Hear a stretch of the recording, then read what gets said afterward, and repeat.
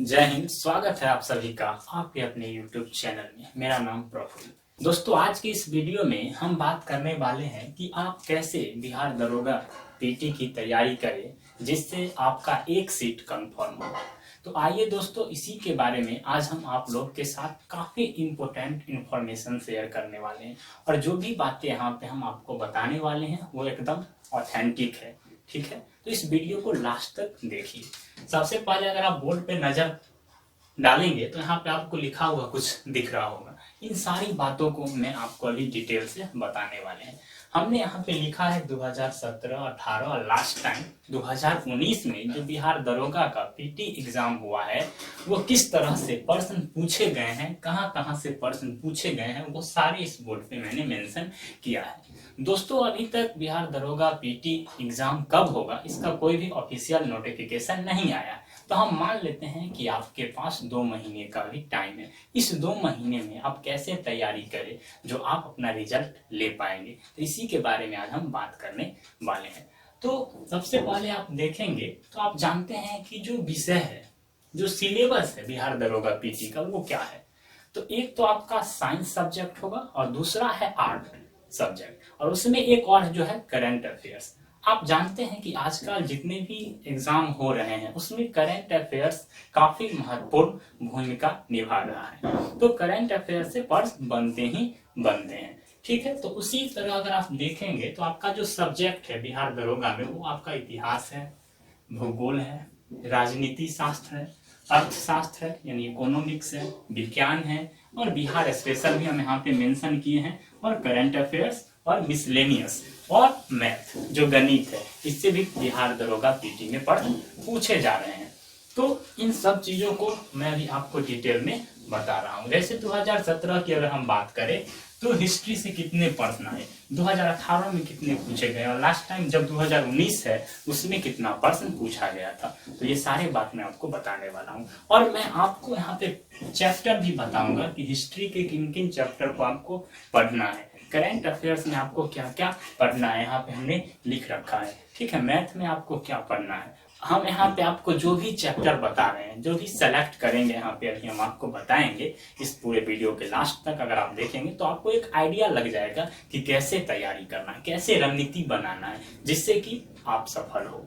तो देखिए यहाँ पे सबसे पहले अगर आप 2017 में चलते हैं तो देखेंगे इतिहास से जो पूछा गया वो 18 प्रश्न पूछा गया था। जब 2018 में हम आते हैं तो 16 प्रश्न पूछे गए, और जब 2019 में आप आइएगा तो 15 प्रश्न पूछे गए हैं हिस्ट्री से। तो यहाँ पे आपको दिख रहा होगा यानी हिस्ट्री का इस एग्जाम में काफी महत्वपूर्ण भूमिका है। अब हम बात करते हैं भूगोल, तो आप देखेंगे यहाँ पे 9 प्रश्न पूछे गए थे आपके 2017 में। जब हम 2018 में आते हैं तो 14 प्रश्न बने और 19 में भी 14 यानी सेम रहा। ठीक है, अब बात आती है राजनीति शास्त्र, ठीक है, पॉलिटी। तो देखेंगे तो 13 प्रश्न पूछा गया 2017 में, 18 में 12 और 19 में भी 12 प्रश्न बने हैं। ठीक है, अब हम बात करते हैं इकोनॉमिक्स। ठीक है, तो 4 प्रश्न पूछे गए हैं लगातार। ठीक है, अब अगर साइंस की बात करते हैं तो फिजिक्स भी है, केमिस्ट्री भी है और बायो भी है। तो साइंस में ज्यादा प्रश्न जो आपको पूछे जाते हैं वो फिजिक्स और बायो से पूछे जाते हैं, उसके बाद केमिस्ट्री से पूछे जाते हैं। तो साइंस में अगर आप देखें विज्ञान में तो 38 प्रश्न पूछे गए थे 2017 के एग्जाम में, और जब 2018 आया तो मात्र 15 प्रश्न पूछे गए और 19 में भी 15 ही प्रश्न पूछे गए, यानी सेम पैटर्न था।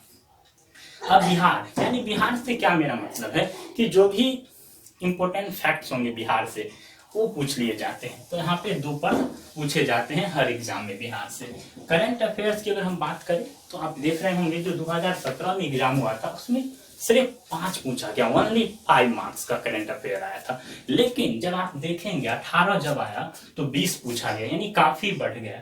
और जब आप देखेंगे 19 आया तो 28 करंट अफेयर्स पूछे गए थे दरोगा बिहार में जो हुआ था पीटी का एग्जाम उसमें। यानी जो आने वाला है आपका एग्जाम पीटी का उसमें करंट अफेयर्स का काफी ज्यादा क्रेज रहेगा, ये बात तो कंफर्म है। अब हम बात करते हैं यहाँ पे मिसलेनियस के बारे में।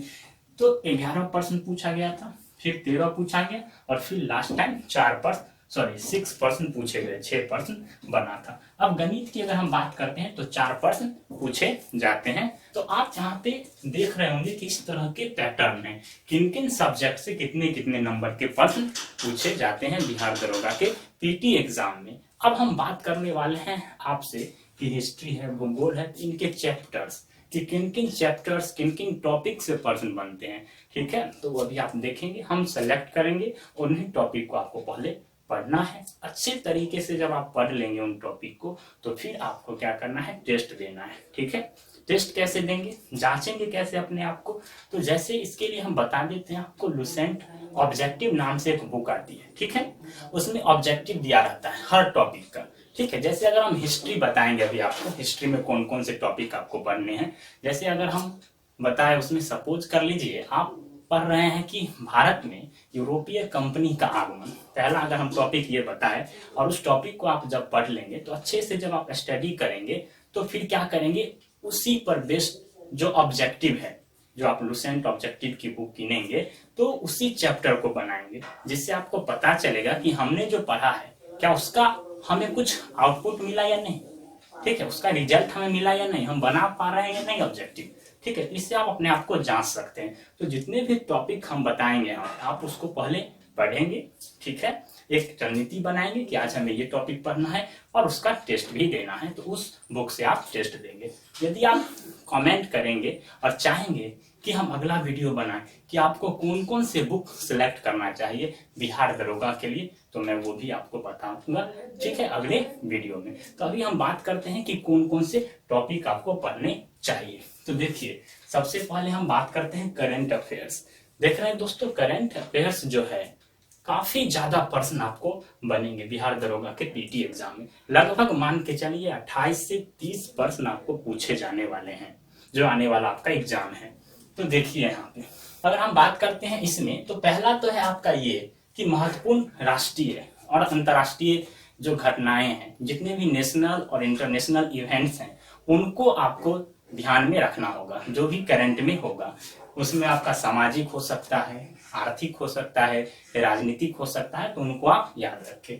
बिहार से जुड़े महत्वपूर्ण जो भी घटनाएं होंगी, जैसे बिहार चुनाव को अगर हम ले ले, ठीक है, महोत्सव अगर कोई हो रहा है, कोई फेस्टिवल हो रहा है, तो वो आपको याद रखना। योजनाएं जो चलाई जाएगी सरकार के द्वारा, उन योजनाओं पे भी आपको नजर रखना, वहां से भी प्रश्न बनते हैं। अब जैसे प्रमुख नियुक्तियां, अब हम बात करते हैं आपको महत्वपूर्ण सूचकांक, महत्वपूर्ण जो भी इम्पोर्टेंट योजनाएं हैं और कार्यक्रम जो चलाई जा रही है केंद्र सरकार के द्वारा, सेंट्रल गवर्नमेंट के द्वारा, वो भी आपको याद रखना होगा। सैन्य अभ्यास, ठीक है, महत्वपूर्ण दिवस और उनके क्या थीम है, जो भी इम्पोर्टेंट है ना दिवस है जो हम लोग सेलिब्रेट करते हैं, तो उनकी क्या थीम। अब जैसे हम बात करते हैं यहाँ पे महत्वपूर्ण पुस्तक और उनके लेखक, उनके राइटर कौन है। ठीक है, करंट में जो पुस्तक लिखी गई है उनके राइटर कौन है। महत्वपूर्ण राष्ट्रीय एवं अंतर्राष्ट्रीय सम्मेलन जो होते हैं, बैठक और जो समझौते होते हैं, इससे भी प्रश्न बनते हैं। खेल से संबंधित प्रश्न आपसे पूछे जाएंगे, जैसे फुटबॉल हो गया, क्रिकेट हो गया, ठीक है, इस तरह के प्रश्न पूछे जाएंगे। महत्वपूर्ण रिपोर्ट, जो सरकार के द्वारा रिपोर्ट जारी की जाती है, वो आपसे पूछे जाएंगे। अब बात आती है कि जीआई टैग, जीआई टैग भी आप जानते हैं, अलग अलग चीजों को जीआई टैग दिया जाता है, तो ये भी आप याद रखिएगा। राष्ट्रीय एवं अंतर्राष्ट्रीय जो पुरस्कार है, जैसे नोबेल पुरस्कार किसको मिला है, फिजिक्स में, केमिस्ट्री में, इस तरह से चिकित्सा में, शांति में, ठीक है, या आपसे पूछ लिया जाएगा अर्जुन पुरस्कार किसे मिला है। बजट जो होता है उससे रिलेटेड प्रश्न पूछे जाएंगे, शिक्षा से संबंधित प्रश्न भी पूछे जाएंगे। जैसे आपसे पूछा जाएगा कि कोई मिसाइल है, उसको मतलब कब बनाया गया है ना, उस मिसाइल का मारक क्षमता कितना है। आगे बात करते हैं तो आर्थिक घटनाक्रम, ठीक है, इससे भी प्रश्न पूछे जाते हैं। और राज्य के जो मुख्यमंत्री हैं और राज्यपाल हैं, इनसे भी प्रश्न पूछे जाते हैं। तो ये आप याद रखिएगा, जो राज्य के मुख्यमंत्री और राज्यपाल, सब राज्य के मुख्यमंत्री और राज्यपाल को अच्छे से देख लीजिएगा। ऐप, अगर कोई ऐप लॉन्च हुआ है तो उससे प्रश्न बनेंगे। और पर्यावरण में अगर कोई भी नई घटना घटित हुई है तो उससे भी प्रश्न पूछे जाते हैं। तो आप देख रहे हैं इस तरह से करंट अफेयर्स के इतने टॉपिक्स हैं जो आपको अच्छे से पढ़ने हैं। आप YouTube पर वीडियो देखते होंगे, डेली भी करंट अफेयर्स के वीडियो बनाए जाते हैं, 10 मिनट का होता है, या फिर कभी कभी मंथली होता है और वीकली भी आता है, तो उसको आप देखें।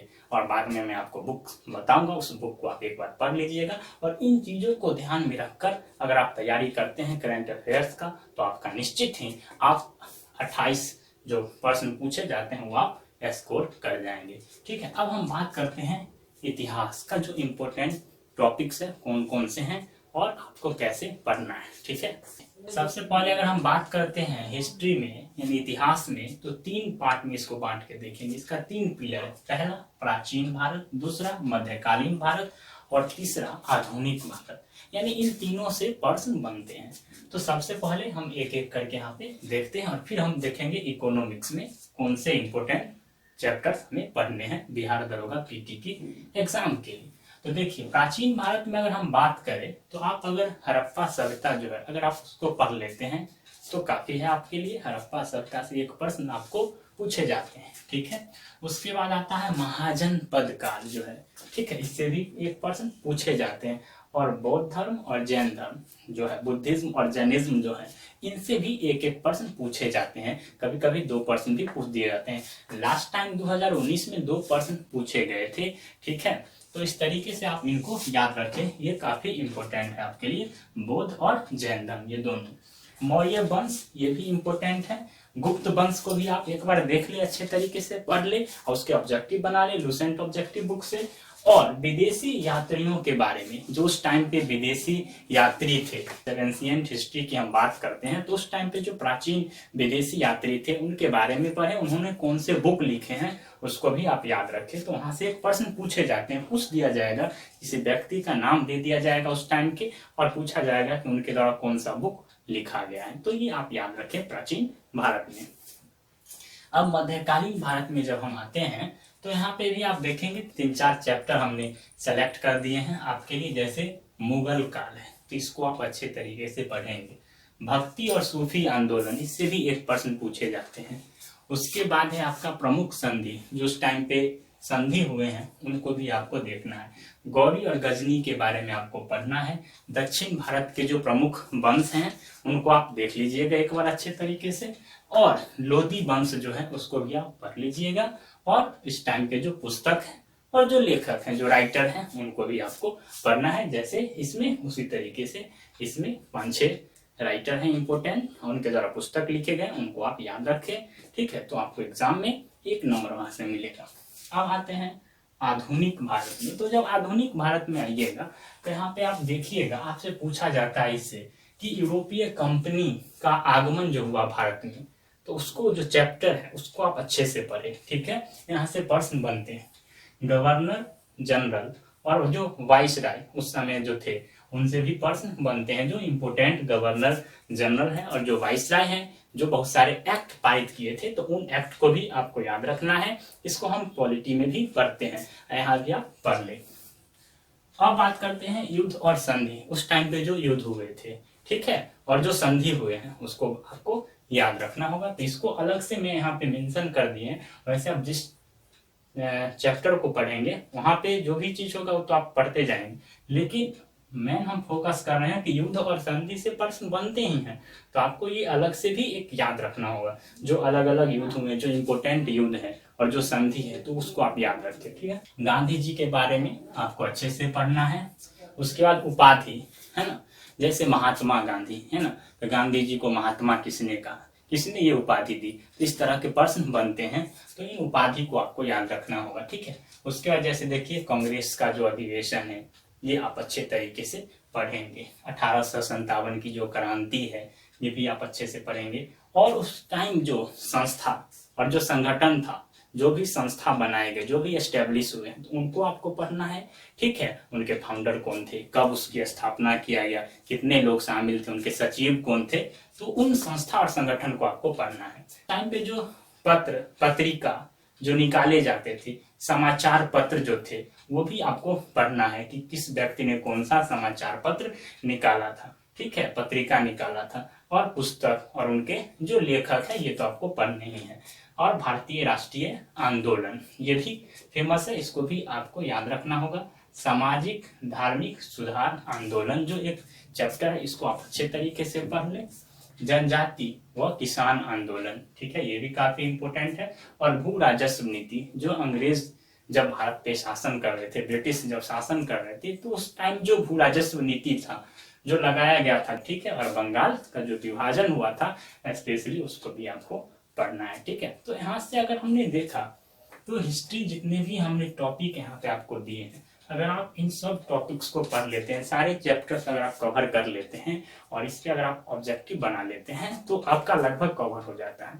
लेकिन यदि आपके पास टाइम बचता है, अगर इन सारे चीज को पढ़ लेने के बाद आपके अंदर क्षमता है, तो अब आप क्या कर सकते हैं, इसके अलावा जो भी चैप्टर बच जाते हैं उसको आप सेलेक्ट करेंगे, जो एग्जाम के पॉइंट ऑफ व्यू से इम्पोर्टेंट है, आप उसको भी पढ़ सकते हैं, इसमें कोई भी डाउट नहीं है दोस्तों, ठीक है। लेकिन उससे पहले आपको ये पढ़ना है, जब टाइम बचे तब आप एक्स्ट्रा करें, नहीं तो एक्स्ट्रा नहीं करें, ठीक है, ये काफी है। अब हम बात करते हैं इकोनॉमिक्स जो पोर्शन है, ठीक है, सिलेबस में मैंने आपको बताया उसमें इकोनॉमिक्स भी दिया हुआ है, तो आपको ये भी पढ़ना होगा। इसमें जैसे अगर हम बात करें तो राष्ट्रीय आय है ना, एक टॉपिक है, इसको आपको पढ़ना होगा। मुद्रा और बैंकिंग के बारे में आपको जानना होगा। बजट और आर्थिक जो सर्वेक्षण है उससे प्रश्न बनते हैं। उसके बाद जो है मुद्रास्फीति जो है, इससे भी प्रश्न पूछे जाते हैं। नीति आयोग, पहले योजना आयोग था, अब नीति आयोग है, उसी के जगह पे लाया गया है, तो इससे प्रश्न पूछे जाते हैं।